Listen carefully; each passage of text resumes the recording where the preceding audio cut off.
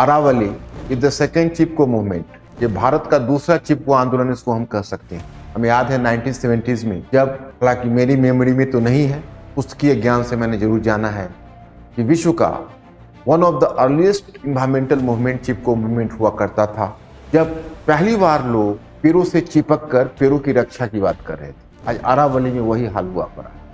अरावली की डिफिनीशन को बदलना एक खतरे की घंटी थी, जिसका मतलब है कि वहां पर अब व्यापक कंस्ट्रक्शन एंड कमर्शियल एक्टिविटीज होगी। राजस्थान से लेकर गुरुग्राम और दिल्ली तक फैला हुआ ये अरावली इस पूरे क्षेत्र को डेजर्ट बनाने के लिए काफी है।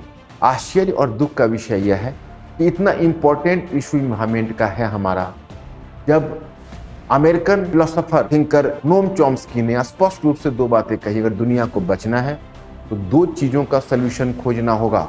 एक, हम न्यूक्लियर वेस्ट को कहाँ रिमूवल करें, क्योंकि दुनिया में जितना न्यूक्लियर वेस्ट जमा है उसको रिमूवल करने में भी पृथ्वी समाप्त हो सकती है।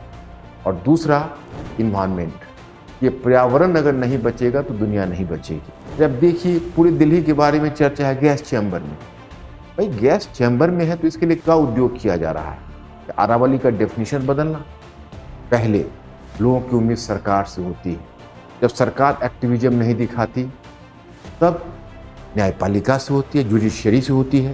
लेकिन कहीं ना कहीं लोगों में जब विश्वास डगमगाता है तो लोग खुद सड़क पर उतरते हैं। वही स्थिति उत्तराखंड में हुई थी, जो वर्तमान उत्तराखंड है।